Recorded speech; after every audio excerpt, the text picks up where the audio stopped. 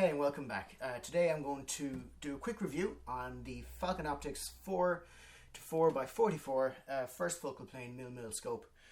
I think previous versions of this might have been called the Falcon Menace, but on the website it's just called the 4 to 4x44.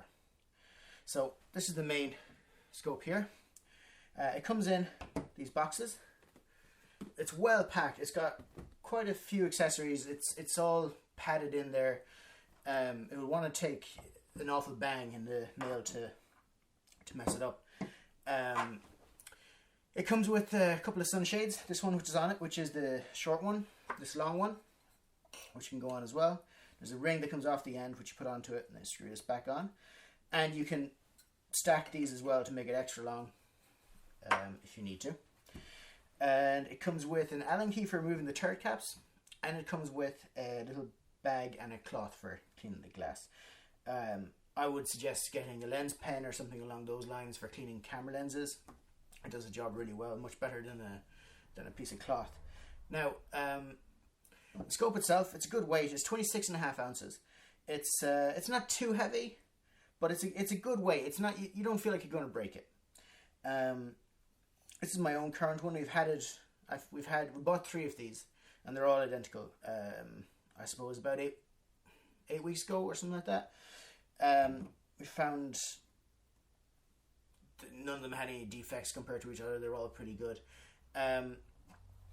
As for optics, they're all fully multi-coated lenses except for the plane where the crosshair is. I think it's the B20 reticle.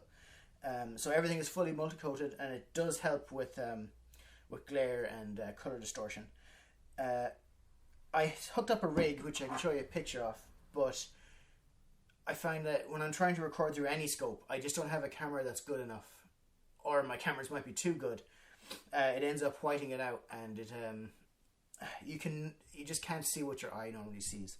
So what I have is a video, and I have a little picture of the setup that I used for it, and I just recorded at 450 yards and 550 yards.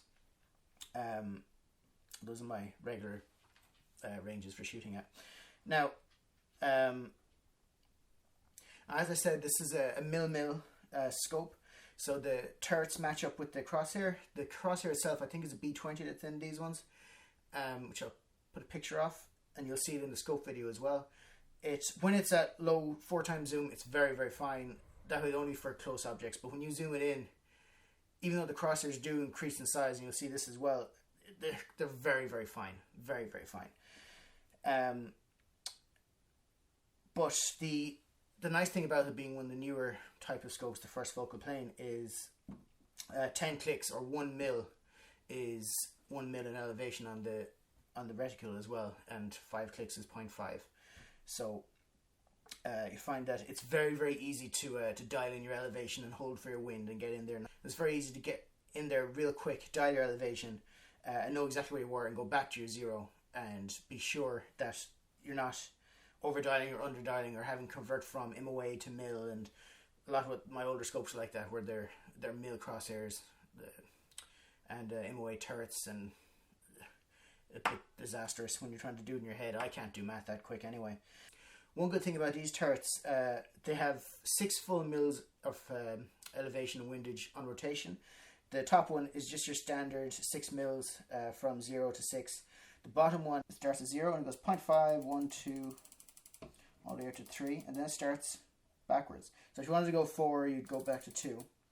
And that's just because you don't always dial your windage. It's easier to hold it, especially with the reticule that's in this. It gives you lots of room for holes. So if you're dialing left 1 mil, you have left 1 there, or if you're dialing right 1 mil, you're back to 1 here. You don't have to go, because it's 6 mil in revolution, you don't have to go 1, 2, 3, 4, 5, 6 back to 0. It goes 1, 2, 3, and then it goes 3, 2, 1, and you have 0 then as well. I didn't notice it for a while, but it does help a lot, actually. Any problems with the scope?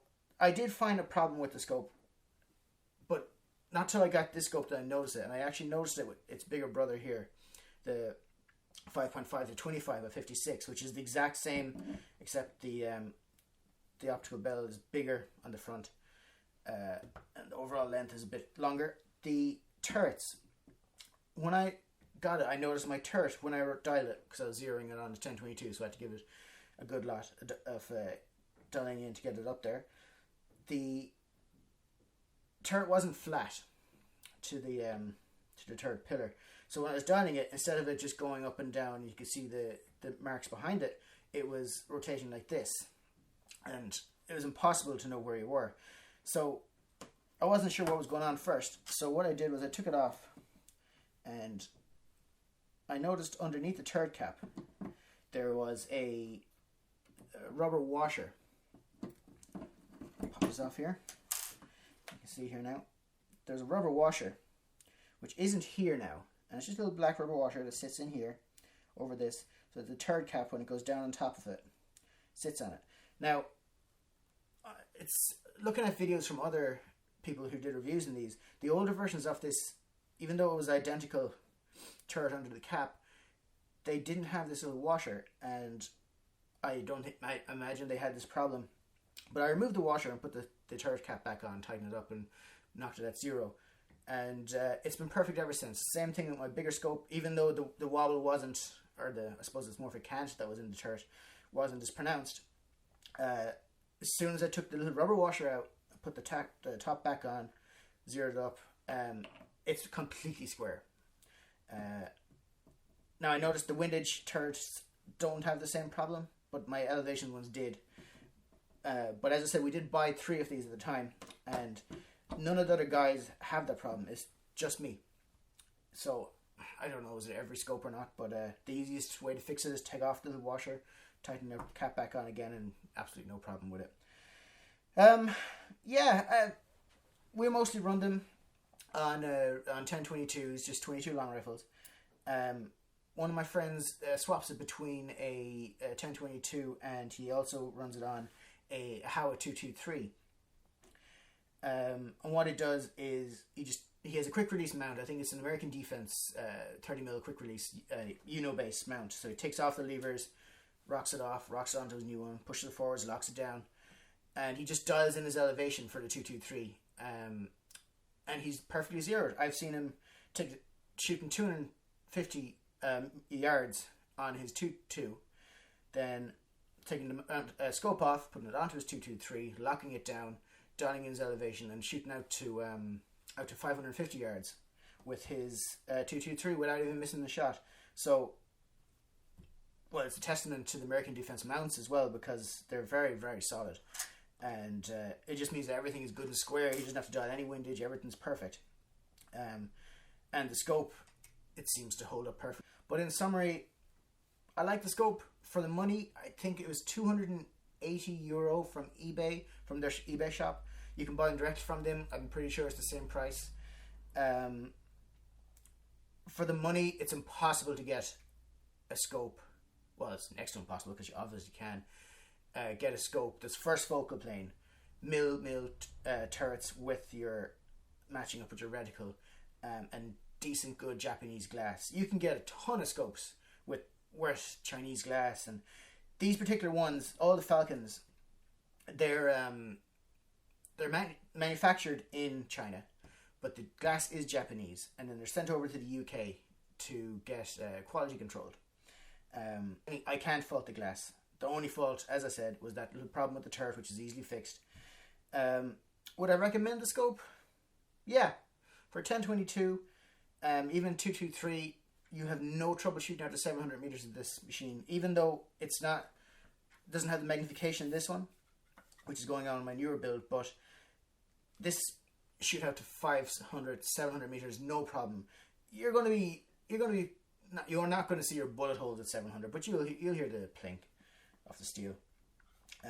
The bigger ones, it doesn't distort all that much in higher zoom, so they'll do the job perfectly. But for an entry level scope with all the trimmings, yeah, it's pretty hard to beat that.